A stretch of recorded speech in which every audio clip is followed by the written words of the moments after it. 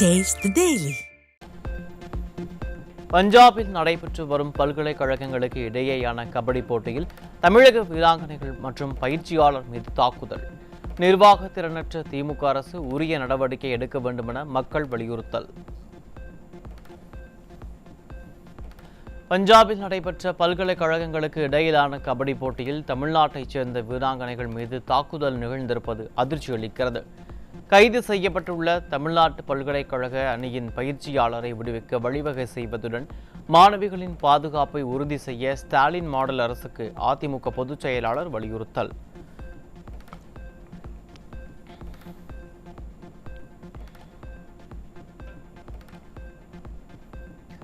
வேங்கை வயல் வழக்கில் ஸ்டாலின் மாடல் காவல்துறை மீது நம்பிக்கை இழந்த திமுகவின் கூட்டணி கட்சியினரே இவ்வழக்கில் சிபிஐ விசாரணை கோரியுள்ளது வரவேற்கத்தக்கது.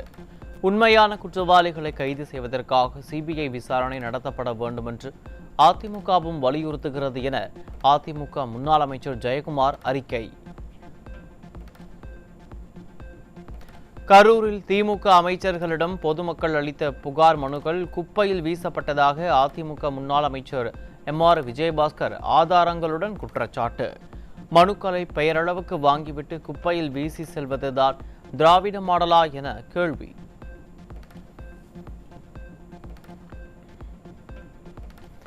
சிவகங்கை மாவட்டம் காரைக்குடியில் 15 வயது சிறுமியை கர்ப்பமாக்கிய வட மாநிலத்தைச் சேர்ந்த நபர் போக்சோவில் சிக்கினார். நிர்வாகத்திறனற்ற திமுக ஆட்சியில் சிறுமிகளுக்கு எதிரான குற்றங்கள் தொடர்ந்து அதிகரித்து வரும் நிலையில் ஸ்டாலின் என்ன செய்து கொண்டிருக்கிறார் என மக்கள் கேள்வி.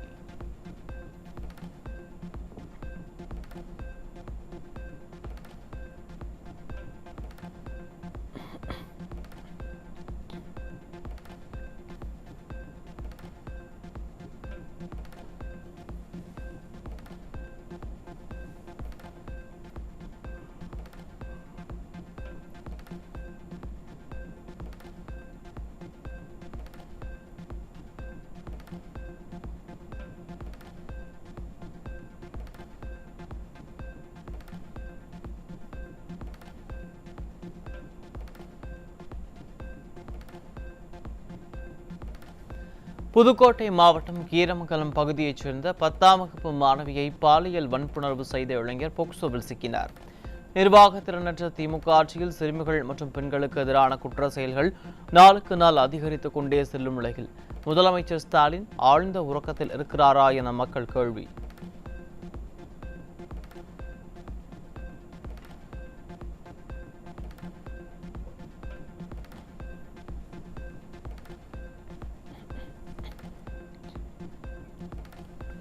நாமக்கல் மாவட்டம் வளையப்பட்டியில் தனியார் பள்ளி மாணவனுக்கு பாலியல் தொல்லை அளித்த புகாரில் ஆசிரியர் பிடிபட்டார். திராவிட மாடல் ஆட்சியில் மாணவிகளை தொடர்ந்து மாணவர்களுக்கும் பள்ளிகளில் பாலியல் தொல்லை அதிகரித்துள்ளதால் பிள்ளைகளை பள்ளிக்கு அனுப்பவே அச்சப்படும் பெற்றோர்கள்.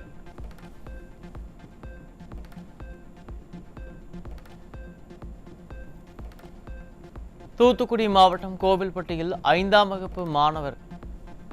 வகுப்பு தனியார் பள்ளி மாணவிக்கு பாலியல் தொல்லை கொடுத்த பள்ளி வேன் கிளீனர் போக்சோவில் சிக்கினார். ஸ்டாலின் ஆட்சியில் பள்ளி கல்லூரி மாணவிகளுக்கு எதிரான பாலியல் அத்துமீறல்கள் அதிகரித்து வருவதாக பொதுமக்கள் குற்றச்சாட்டு.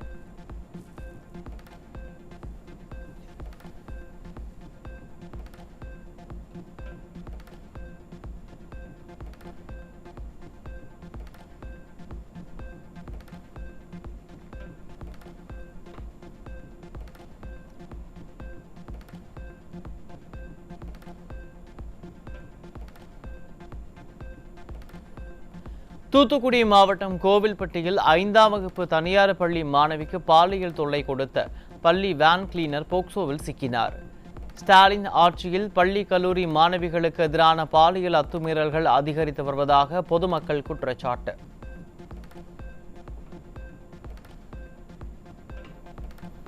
நிர்வாகத்திறனற்ற திமுக ஸ்டாலினின் ஆட்சியில் தமிழ்நாட்டின் பல்வேறு பகுதிகளில் பள்ளி சிறுமிகளுக்கு எதிரான குற்றங்கள் அதிகரிப்பு. கடந்த அதிமுக ஆட்சியின் போது ஒரே ஒரு பாலியல் வழக்கிற்காக குரல் கொடுத்தவர்கள் இப்போது எங்கே போனார்கள் என மக்கள் கேள்வி.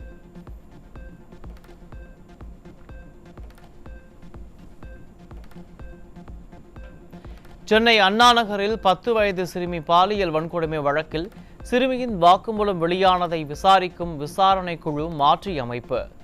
இணை ஆணையர் தலைமையில் குழுவை அமைத்து சென்னை உயர்நீதிமன்றம் உத்தரவு.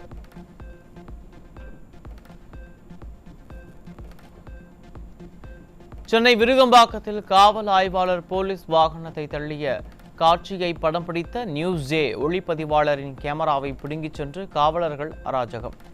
ரவுடிகள் போல நடந்து கொள்ளும் காவலர்கள் மீது உரிய நடவடிக்கை எடுக்க திமுக அரசுக்கு வலியுறுத்தல்.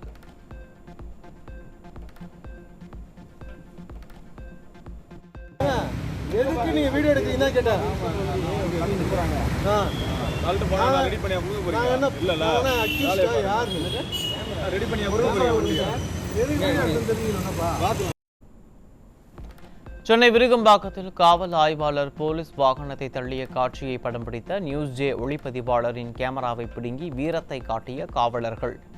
திமுக பொதுக்கூட்டத்தில் திமுகவினர் பெண் காவலருக்கு பாலியல் தொல்லை கொடுத்த போது வீரத்தை காட்டாதது ஏன் என காவலர்களுக்கு மக்கள் கேள்வி.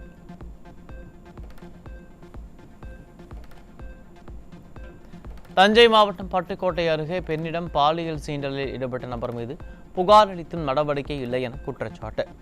திமுக ஆட்சியில் திருச்சிற்றம்பலம் காவல்துறையினர் கும்பகர்ண தூக்கத்தில் இருக்கிறார்களா என மக்கள் கேள்வி. தஞ்சாவூர் மாவட்டம் கும்பகோணம் அருகே மர்ம காய்ச்சலால் பாதிக்கப்பட்ட புதிதாக 5 பேர் அரசு மருத்துவமனையில் அனுமதி. திமுக அரசின் துறை அமைச்சர் மாசு உறங்கிக் கொண்டிருப்பதால் சுகாதாரத்துறை செயலிழந்திருப்பதாக பொதுமக்கள் வேதனை. சென்னை வலசரவாக்கத்தில் மெத்தபெட்ரமைன் மற்றும் கஞ்சா போதை மாத்திரைகள் வைத்திருந்த 4 பேர் சிக்கினர். திமுக ஆட்சியில் தமிழகம் போதைப் பொருட்களின் குடோனாக மாறி வருவதாக மக்கள் குற்றச்சாட்டு. ஆம்பூர் அருகே எலக்ட்ரீசியன் வீட்டின் பூட்டை உடைத்து 8 சவரன் தங்க நகை மற்றும் 1 லட்சம் ரூபாய் பணத்தை கொள்ளையடித்த மர்ம நபர்கள்.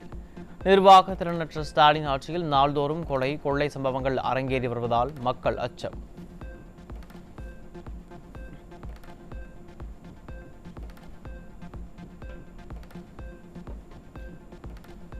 சென்னை கோட்டூர்புரம் பகுதியில் தொழிலதிபர்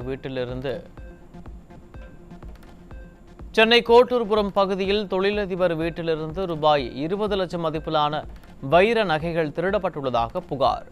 ஸ்டாலின் கட்டுப்பாட்டில் உள்ள காவல்துறை கும்பகர்ண தூக்கத்தில் இருப்பதால் திருட்டு சம்பவம் தொடர்கதையாகி வருவதாக மக்கள் குற்றச்சாட்டு.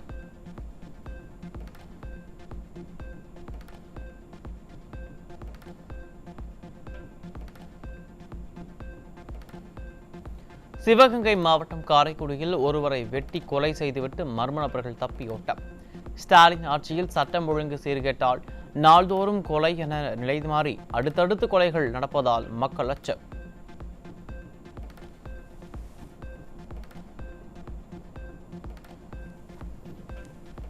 செங்கல்பட்டு மாவட்டம் மாமல்லபுரத்தில் திருமணத்தை மீறிய உறவில் இருந்த பெண்ணை கொலை செய்துவிட்டு தற்கொலை நாடகமாடியதாக கொடூர காதலன்.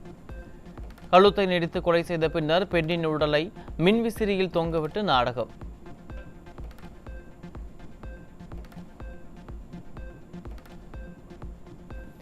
திண்டுக்கல்லில் நடைபெற்ற அரசு விழாவில் தனது ஆதரவாளர் பெயரை கூறாததால் அதிருப்தி அடைந்த போதை ஆசாமி திமுக எம்எல்ஏ காந்திராஜனிடம் மேடையில் வாக்குவாதம்.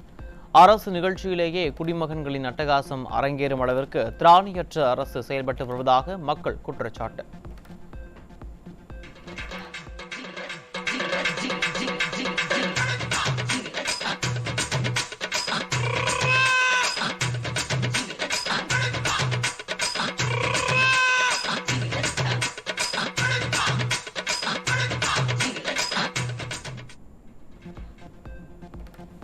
தூத்துக்குடி அருகே விவசாயியிடம் 5000 ரூபாய் லஞ்சம் வாங்கிய வடக்கு சிலுக்கன்பட்டி கிராம நிர்வாக அதிகாரி சிக்கினார். செயலற்ற திமுக ஆட்சியில் அரசு அதிகாரிகள் லஞ்சத்தில் திளைப்பதாக பொதுமக்கள் குற்றச்சாட்டு. கோவில்பட்டி அருகே குடிப்பதற்காக பணம் கேட்ட தகராறில் ஆட்டோ ஓட்டுநரை சரமாரியாக வெட்டிய 4 பேர் சிக்கினர்.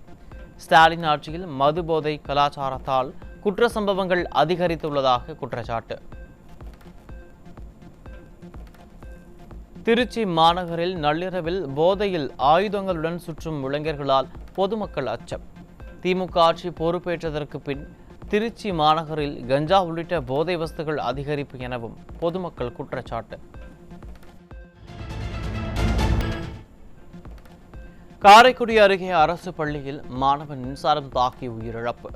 உயிரிழப்புக்கு காரணமான ஆசிரியர்கள் மீது நடவடிக்கை எடுக்கவும் பாதிக்கப்பட்ட குடும்பத்திற்கு உரிய இழப்பீடு வழங்கவும் பெற்றோர் கோரிக்கை.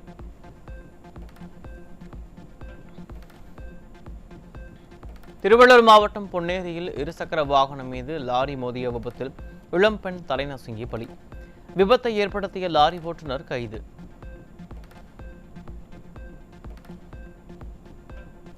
திருப்பூர் மாவட்டம் கவுண்டச்சிப்புதூர் ஊராட்சியை தாராபுரம் நகராட்சியுடன் இணைக்க எதிர்ப்பு தெரிவித்து திமுக அமைச்சர் கயல்விழி செல்வராஜின் இல்லத்தை முற்றுகையிட்ட கிராம மக்கள். உள்ளாட்சியின் நல்லாட்சி என கூறி விடியா அரசு மக்களை வஞ்சிப்பதாக வேதனை.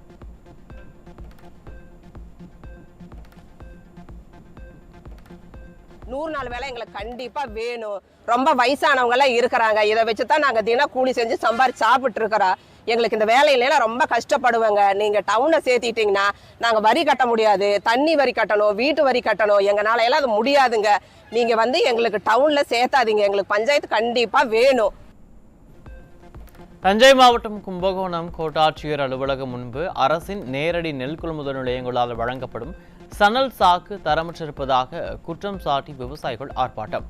எந்த கொம்பனும் குறை சொல்ல முடியாத ஆட்சி என வெற்று பெருமை பேசி வரும் ஸ்டாலின் ஆட்சியின் லட்சணம் இதுதானா என மக்கள் விமர்சனம்.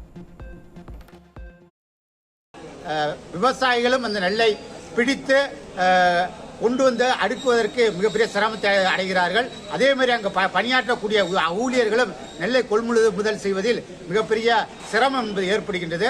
அங்கு பணியாற்றக்கூடிய ஊழியர்களுக்கும் சிரமம் ஏற்படுகிறது, விவசாயிகளுக்கும் சிரமம் ஏற்படுகிறது. உடனடியாக போர்க்கால அடிப்படையில் தமிழக அரசும் தஞ்சை மாவட்ட நிர்வாகம் தரமான சாக்குகளை அனைத்து நெல் கொள்முதல் நிலையங்களுக்கும் வழங்க நடவடிக்கை எடுக்க வேண்டும். ஆவடி மாநகராட்சிக்குட்பட்ட மிட்னமல்லி மற்றும் சாஸ்திரி நகரில் புதிதாக திறக்கப்பட்ட நகர்ப்புற நலவாழ்வு மையம் பெரும்பாலான நேரங்களில் பூட்டியே கிடப்பதாக பொதுமக்கள் குற்றச்சாட்டு. சுகாதார மையத்தில் மருத்துவர்கள், ஊழியர்கள் பற்றாக்குறை இருப்பதாகவும் மருந்துகளை பதப்படுத்த குளிர்பதன பெட்டி உள்ளிட்டவை இல்லாமல் பெயரளவுக்கு கட்டிடம் மட்டும் இருப்பதாகவும் புகார்.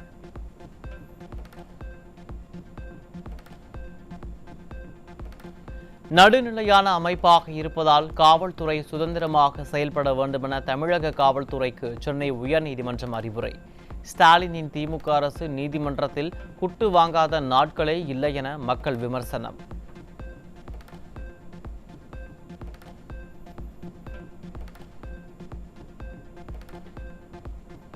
தமிழ்நாட்டில் கடந்த 2023ஆம் ஆண்டு ஜூலை மாதம் 1768 ஆசிரியர் பணியிடங்களுக்காக நடத்தப்பட்ட டிஆர்பி தேர்வு முடிவுகள் வெளியிடப்படாத அவலம்.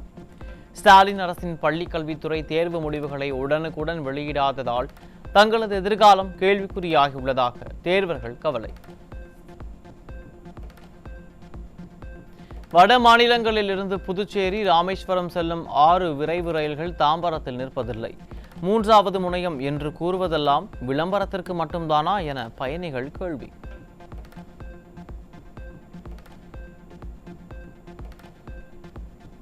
தமிழகத்தில் தனியாரையும் ஈடுபடுத்தும் வகையில் மினி பேருந்துகள் சேவை திட்டம் 6 மாதமாக கிடப்பில் உள்ளது அம்பலம்.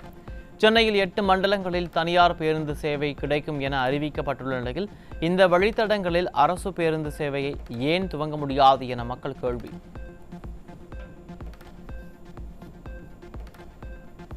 ரவுடிகளுக்கு பட்ட பெயர் வைப்பதை தவிர்க்க வேண்டும். தமிழக காவல்துறைக்கு சென்னை உயர்நீதிமன்றம் அறிவுறுத்தல்.